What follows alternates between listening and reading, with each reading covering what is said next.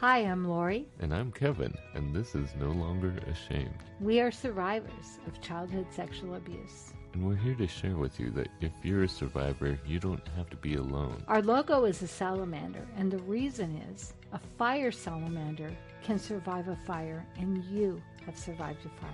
We want to help you with your journey to healing and hope. We are all survivors together, and we walk this journey together, and you are not alone.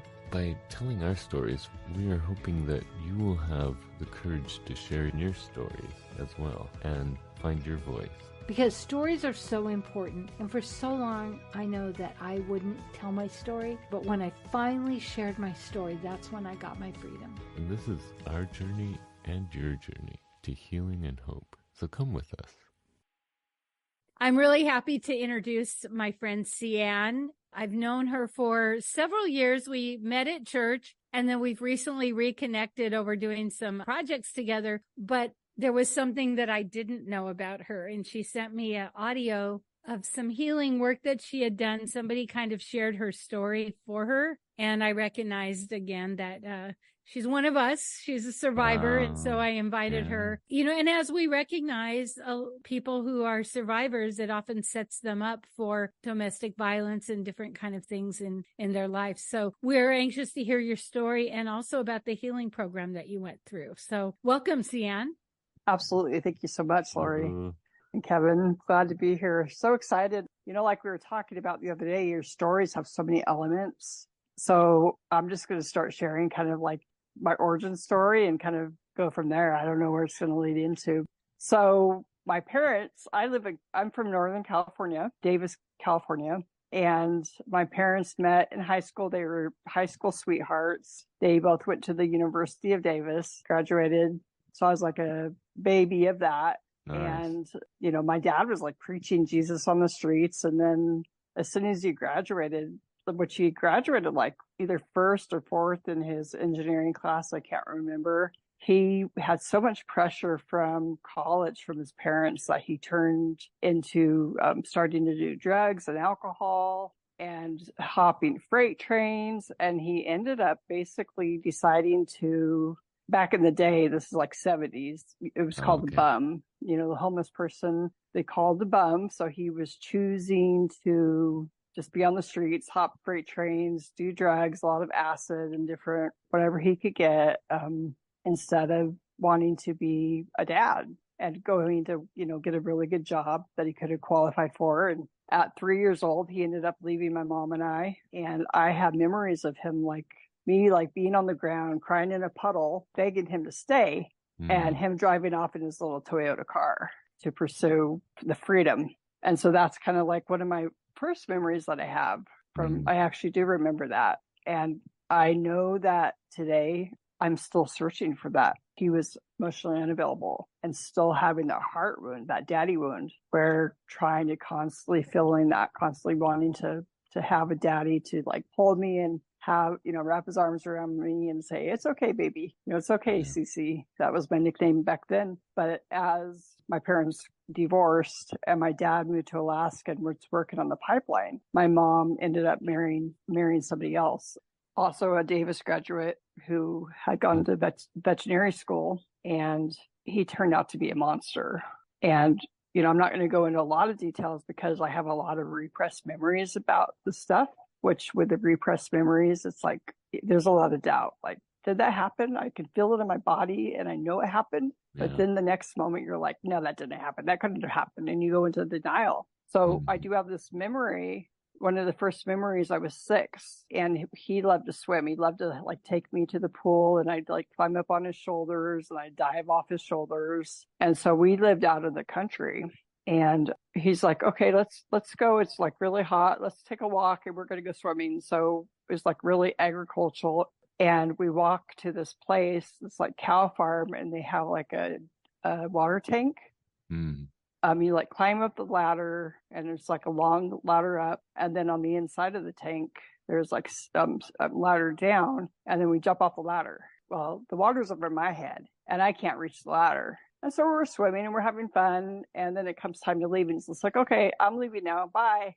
And he Really? just like threatening to like leave me there. And I'm just like really freaked out because I'm smart enough to know that I can't survive. I can float for a certain amount of time and I can dog paddle, but I can't reach the bottom and I can't reach the ladder. And he like Oh, leaves. And I'm terrified. And eventually he does come back to get me. And I'm probably like saying, I'm going to tell my mom on you. And you know what I mean? I don't remember that. I don't remember the walk home. I remember sitting down at dinner with my parents, with him and my mom, and saying and telling on him, thinking my mom's going to like be the hero and save me. And it's like, oh, she's just making a, big deal out of nothing. And, and saying, you just need to shut up. And then it's like, to me, I was told, just shut up and eat. So I shut up and ate. And that was like what I did for years. I was quiet. I didn't like, as he continued to, rule and reign and do terrible things, I just felt unlistened to. No one's going to help me. No one's going to save me. And I was shut down for years. Eventually she did leave him.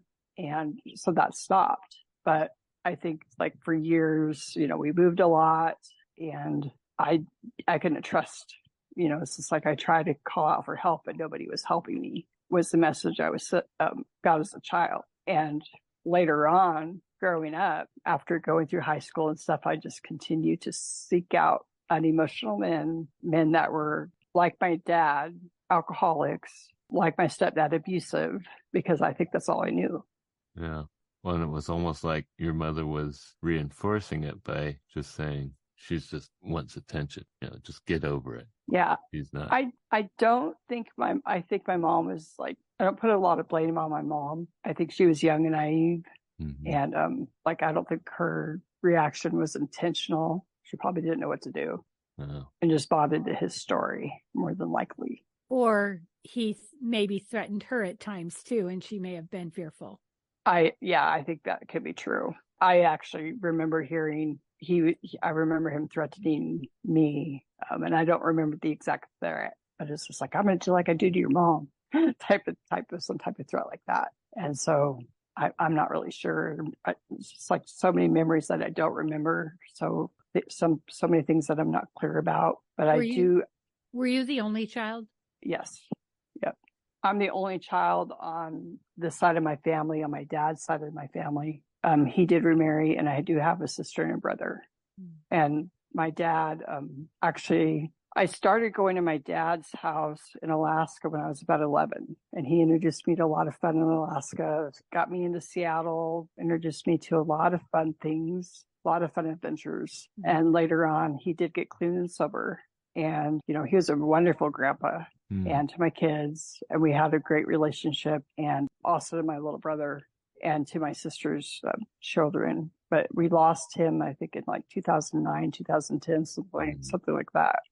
So here you are, you finally get to have time with your dad, but you still aren't like getting believed because you probably quit trying to tell. And so then you walk into a marriage. Was it clear pretty early on or that he was abusive or? Well, actually, my first relationship, I got into a relationship, like a 2-year relationship with a guy who was a total alcoholic, and he was abusive, like get drunk, punch you in the face, abusive.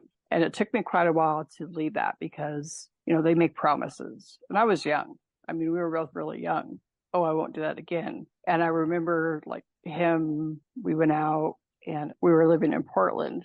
And he got really drunk, and then he was like trying to beat me up, and we kicked him out. And I stayed with a friend until I got my stuff together. And he actually like climbing up my wall to get in my window to attack me. And, I got out of that relationship, but it took a long time. I think I was 21 or 22, and I really had no idea what that was about. My dad gave me the book Codependent No More. And, I had some counseling and stuff, but I just had no idea. No education at all about that. And then I ended up being single for a while. And then I married my older kid's dad, and he was bipolar, which I didn't know either.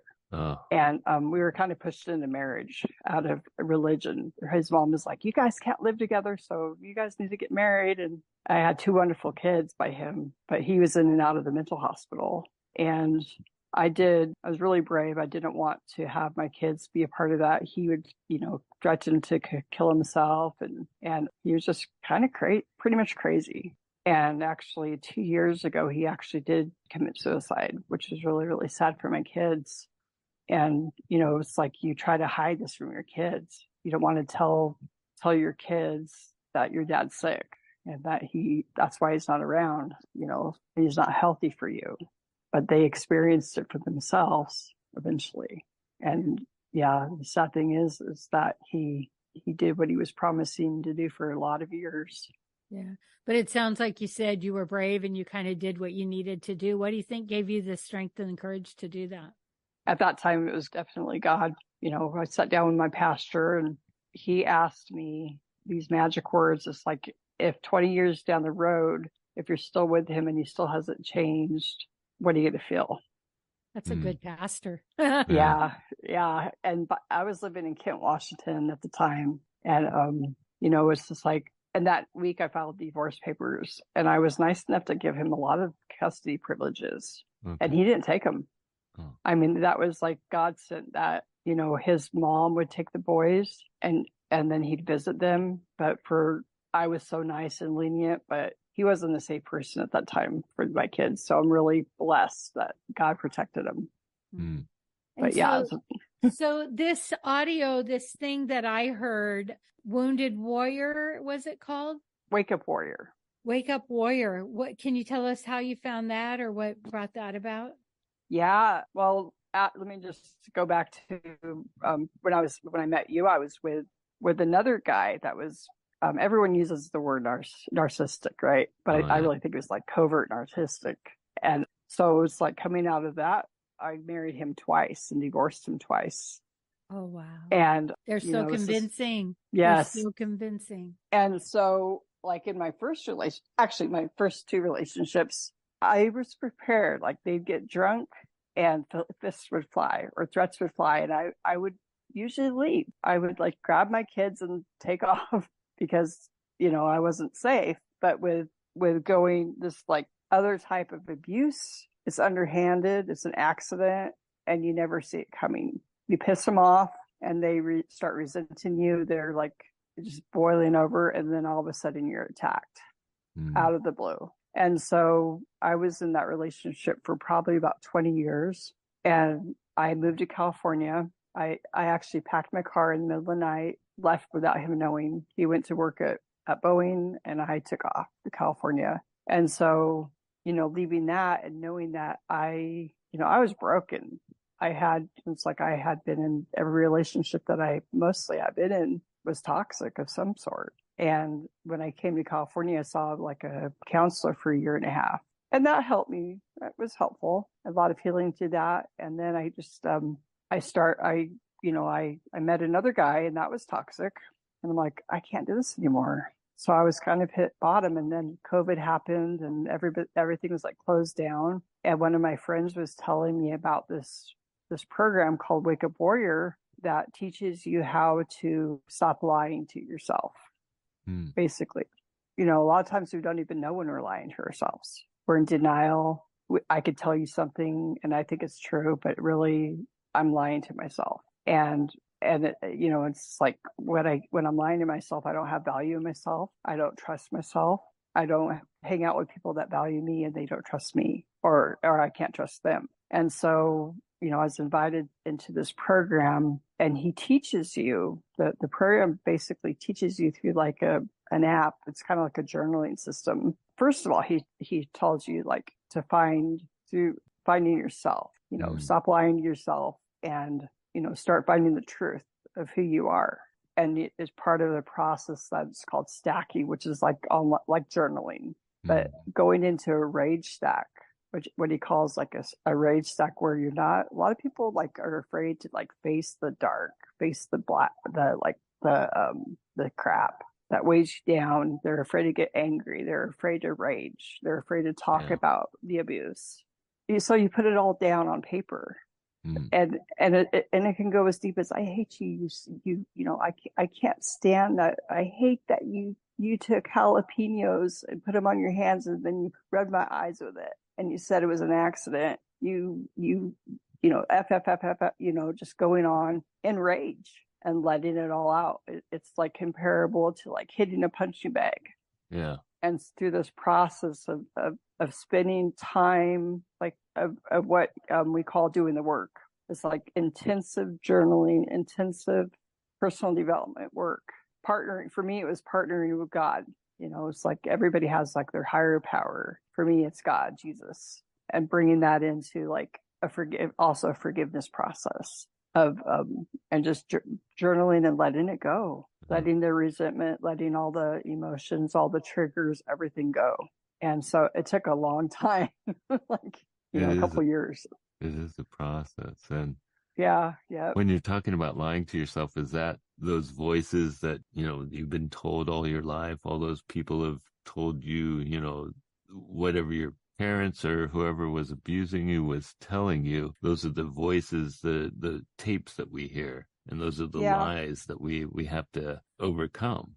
Yeah, I think the lies, a lot of it can be on the subconscious level, so we don't even know that that's programming is there. So they could be lies that we don't want to face because we're protecting ourselves or protecting somebody else. They could be lies that, like you're saying, that they're like recordings of what our parents have told us over and over again, and that we've believed from childhood, from the ages of like 3 to 4 to like 11, 14, something like that, where like everything's like, but then our foundation is kind of built of our subconscious and our behaviors and everything, everything's just kind of, I don't know how to explain it scientifically. Yeah. But that's kind of like where we're molded and our belief system is built about who we are. Can you give us an example of one of the lies you told yourself? I'm worthless. So like when I was a child, like 3 to 4, my dad chose drugs, alcohol, and eating out of the garbage over me. That's a huge lie, because that's what he did. He could have lived in in a nice apartment with my mom and I, and he chose to sleep in a sleeping bag, eat out of the garbage, go behind Safeway and dumpster dive for dinner, hop freight trains and get high and be with some other woman. So what does that make me? Less than garbage. Mm. That's a lie that I've had to face. So how do you, I love that. I love this process. So you recognize it, because I know for me, there was a few I had. One was, it's amazing. Nothing ever happened to me because I was babysat by 2 drunken grandpas. That was, I can't tell you how many times I said that. And so you once you recognize the lie, then what? Then what do you do about it? We kind of have to sit with it. And like, I have an app, it's called the Stack, and which is basically like a electronic journal. And just going into, it's just like, I'm sure all the, there's steps in the grieving process, right? And you're going through those and, admitting, it's like, but also it's saying, that's a lie from the pit of hell. Yeah. Calling it. Yeah. That's the basics. That's a lie from the pit of hell. That's not true. Mm-hmm. I might have spent most of my life in my subconscious thinking it was true, but my dad never thought of that like that. My dad was escaping his emotional pain from his parents and the guilt and the grief and the shame that he felt. So going through and being mad, allowing myself to rage about it, from all the stolen things that were stolen because of that belief, all the things that I chose to do because of that belief, the time that I lost with my dad, the time that I spent pouring into unemotional abusive men, rage stacking about that, like in anger, and letting it being okay to be angry about it and accepting it, and then going into like gratitude. There's steps of like, it's rage, anger, irritation, gratitude, and then happy. Because it's like I have these feelings about my dad left, but in the end, I went to Alaska. We have a house in Alaska. I have adventures in Alaska that I wouldn't have experienced. So I can be grateful for that. I can be grateful that I have a sister. I have a little brother. I have an amazing stepmom. But, one thing is doing the work and facing it and getting out of the denial. Yeah. I have so much respect for you. When I listen to that audio of your story, Kevin and I hear a lot of stories, and there are people that aren't ready, which we totally respect, or they can't because their parents can't handle it. And so there's so many reasons that people don't share their stories. Mm-hmm. And what we find is that that's where the healing comes. I got a phone call from a friend today who's become the medical person for someone who's very sick. And this person who's very sick has childhood trauma, and nobody knew how sick she was. And my friend was raging. Why didn't she tell me? Why? And I said, whoa. You told me she's broken and she has childhood trauma. She said, yeah. I go, then she can't, because that's what we do. We keep secrets. Mm-hmm. And when we don't tell our story and we don't get help, and what you said today just really cemented that, is then we can't be honest about our truth, because she's probably going, I'll be fine, rather than really looking at, she's actually terminal now. And had she been willing to share with the friends that were supposed to help her, maybe she wouldn't have gotten to the terminal point. So it really cements that that's what, when we don't tell our story. Did you, when you finally went and got this healing and talked about all of this, how did your life change? It's still changing. I've been single. I think I left my ex in like 2017. I've had a couple boyfriends, but it's hard, it's like, it's working on me, working on my, being healthy and making sure that I'm not going to repeat. The next guy I'm in a serious relationship where I marry is not going to be abusive, or, he's going to be healthy. He's going to be emotionally available. He's going to have those good qualities that I'm looking for. Yeah. I'm, those subconscious thoughts and those triggers and those attractions to the men that I have known as a child or as even an adult aren't going to turn me on anymore. I'm not attracted to those things anymore. One thing that I was telling my coach, I'm like, I'm coming to the realization that it's okay for me to want a man, I'm in my 50s, that has security, that has something in his life that he's worked for, that he owns a house, that maybe he has a boat, that he has some type of an amazing lifestyle, that he's worked and he's together. And it's okay. Because I've always felt like if I got that, maybe I'm a gold digger or something. Another lie. Yeah. And so coming into like, I'm worth attracting a man that's like mature and has it together, and that's going to treat me amazingly and to have an amazing life instead of always being like on eggshells. One thing you talk about with parents, like one thing that does stop me from telling my story is the fear of like hurting my mom, hurting my parents. And that's held me in captivity a lot of times because she was very young when this was happening and she didn't know. He was charismatic and he was like the Don Juan type of guy. And all the women wanted him and he's a very successful professional person. And she didn't know better. And it's just a hard conversation. Yeah. But Kevin had that situation when he told his mom, because like you, he never blamed her, but they blamed themselves, right? Yeah, she took it on herself after, and I felt really bad about that because I didn't feel like it was her fault, but she felt like she didn't protect me, and that upset her. And yeah, that was rough, but it was part of what I had to do to get through this, and I think she understood that as well. And I got her. She went to get help as well, and I think that was a good thing because she dealt with a lot of her issues as well. Yeah. Absolutely. And you know what else, Ceanne? In my years, this is what I hear when women go through abuse: I will never. So they'll like, I'll never marry again, whatever. And I love that you're saying, I am going to choose different. I deserve, and it shows me that you're loving yourself enough to say, I am worthy of a person who is a healthy human being. And that is so beautiful. And that shows the level of work, because it's when we don't do the work that we put up all those walls and barriers, not guilty, that we're just like, no man is ever gonna, or we tell ourselves those kind of lies too. The after effect lies. Yep. Or all the guys are bad or whatever, but they're not. It's like, I just watched one of my really good friends get married to an amazing guy. And she did the work. She was in some bad relationships too. And she did the work. And I just went to their wedding. He's actually a pastor. about a month ago. And it was really cool to watch. It was a great testimony of where she had come from. And I don't know his story, and just waiting on God. Mm. And she called me today, and she was just like, said, I just can't believe how nice he is and how sweet he is and how much he takes care of me. It's amazing to hear, because there's guys out there like that. Yeah. It gives you hope. Absolutely. Yeah. Kevin's one of those guys. when Charnel married him, I was so happy because, he's just such a nice guy. And I think it's really easy. Yeah. Except on that one day, right now. And, it is easy to go all men and men to go all women. Mm-hmm.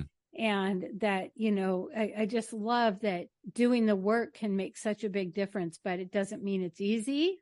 And it doesn't mean you're not going to maybe hurt some people along the way, because, our stories, the ripple effect, our stories affect anyone around us, whether they were part of it, even for me, my aunt, when I told her, she disowned me. Like, it's like our stories can hurt us and harm us and hurt people around us, but they can hurt us more. And I think more people get sick and divorced when they don't tell their stories, because they behave in certain ways they don't even know. When you feel unworthy, you behave unworthy. And so then people don't treat you like you're worthy.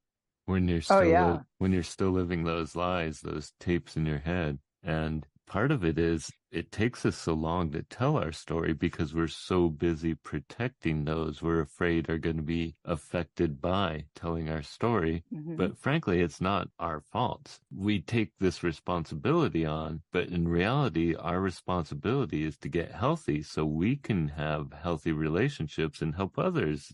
When we're not healthy, it affects everyone we're in a relationship with. And also, if there's this secret in our families, it affects everyone else, and everyone else is responsible for keeping the secret. And when you're able to talk about it, then people are able to get through the process to get to healing. I mean, we all, just like I found out in my family, my mother needed to get healing as well. And she didn't even know it because she didn't know what had happened.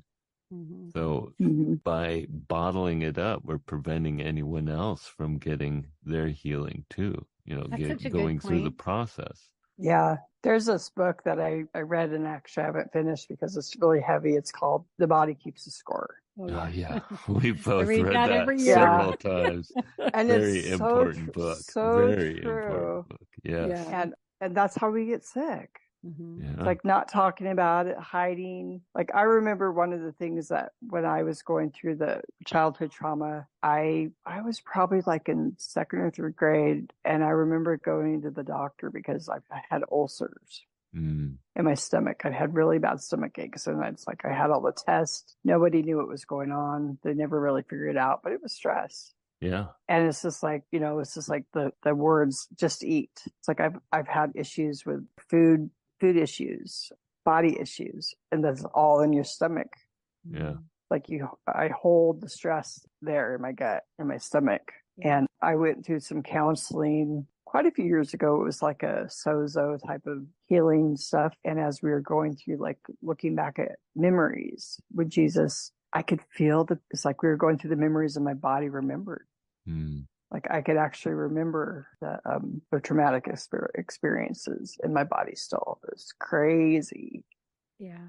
Yeah. Isn't it interesting how it affects everything? And I also have the repressed memories. And I love that you talked about, and Kevin, how then you start to doubt. And so then if you doubt and you're trying to tell someone, then they're doubting. But, I always say, there's something we know deep down that we know that we know that we know. And that's what we have to hold on to. And even just keeping secrets is so stressful. But in a way, we keep the secrets so well that we keep it a secret from ourselves. It seems like with the repressed memories, but we know they're there because the stress is there from keeping the secret. I mean, it affects our bodies. Like you were saying, you get ulcers. The stress of keeping a secret makes us sick.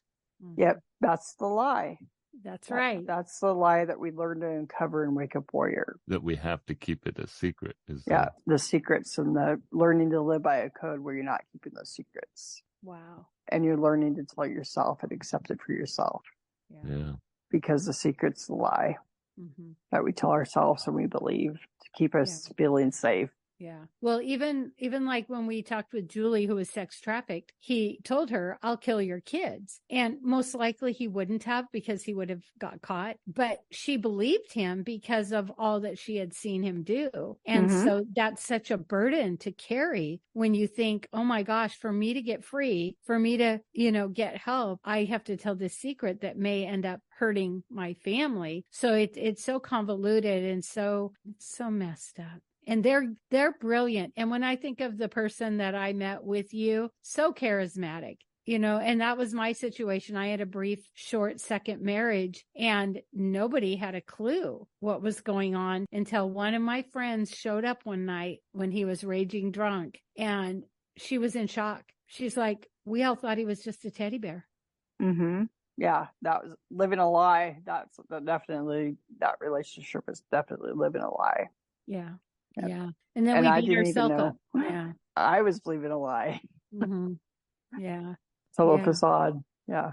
Well, I'm so proud of you for doing that work and recognizing that. And there's this saying, her name is Alex L. And she says, self-healing is an act of community service. And I love it. I say that quote all the time, because when we don't heal ourselves, then everybody suffers.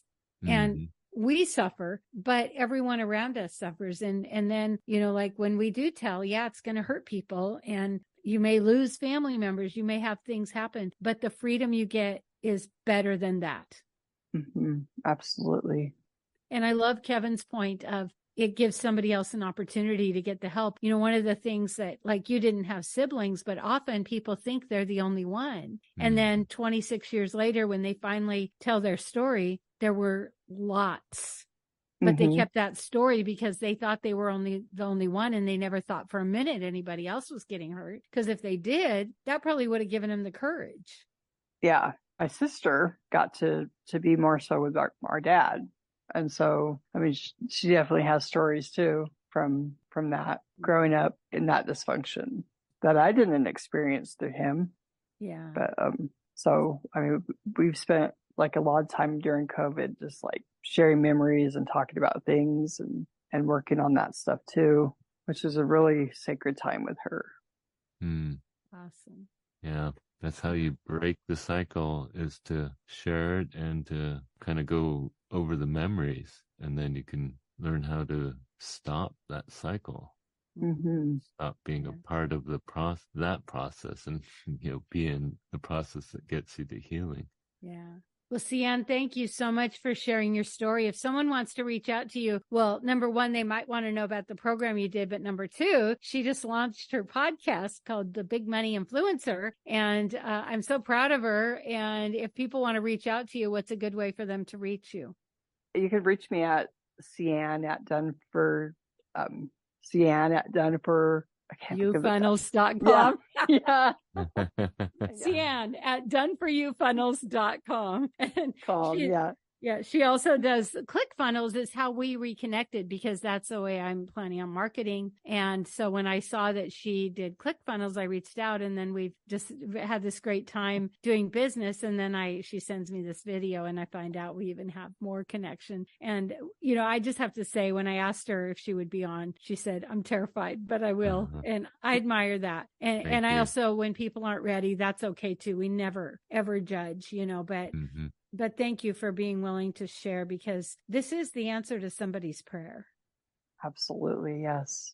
I know it is. That's why I had to say yes. I'm like, I know it's a God thing. I might not be ready, but he's going to lead me through it, and hopefully it's going to impact somebody. Yeah, it will. Because, it's just like, it's worth, I do want to say this, because I remember sitting in my closet, talking on the phone and saying, is this abusive? And my friend said, it is. Getting my ducks in a row and heading out for freedom at 4 a.m. And it was hard.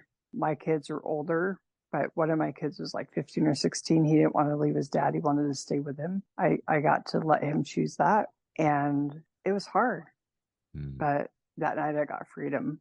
And getting from point A to point B where you have freedom is life-changing, because you can't have freedom when you're in a toxic, abusive relationship. There's no growth. and you're probably not safe a lot of times. So, yeah. Well, good for you for having the courage to do that.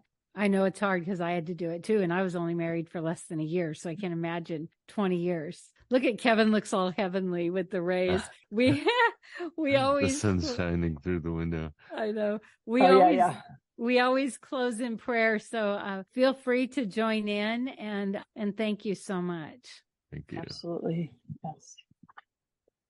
So that's it for today. We are going to have a prayer time if you want to stick with us. If not, we believe in you. We want to hear from you. We want to hear your stories. If you like this podcast, please rate and review, because that's how other people can find us. And we really want to spread this message. Father, I thank you for all your blessings, especially for this time that we get to share our stories of your healing in our lives, Lord, and how you've led us to a place of taking care of us because you want to take care of us, Lord, and that you care about us, and that you care about the truth in our lives, and you want to teach us our truth. I'm so thankful that Ceanne has found that truth in her life, and she's overcoming those lies that have been a struggle in her life, and overcoming the issues of where she was taught how to behave that was not healthy for her. Lord, I'm just thankful that you are teaching her your love of her, and that you want her to take care of herself, and you're showing her how to take care of herself. Lord, I pray for anyone who's listening that they would be able to find freedom from their lies, and to be able to share their story so they can not be afraid of it anymore,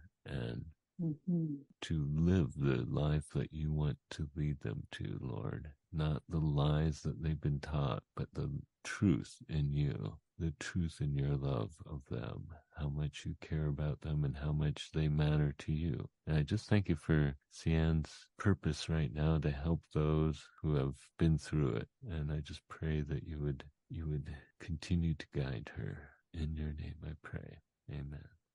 Amen. Father, we're so grateful for your loving kindness. And Lord, thank you that we can find the truth. And I just love what she said, that we lie to ourselves and we don't even know it. And Lord, I just pray for those lies to surface, because first we got to see them. Then we can do the work. And I just pray that the lies we tell ourselves will come to the surface so that we can acknowledge them and heal from them. And Lord, often the lies even are about you. Where were you, God? Or different things that may be about our religious upbringing. And Father, I just pray that we will be able to find the peace and find the lies and be able to get the healing. And Lord, just remind people that it's scary, but telling their story is healing. And that's where it all starts. And Lord, for somebody listening who's maybe going to hear someone tell their story, somebody may say, hey, I got to tell you something that happened to me, Lord, that they might have an open heart to just say, I believe you, and be willing to listen and help the person find the resources that they need. In your son's name. Amen. Amen.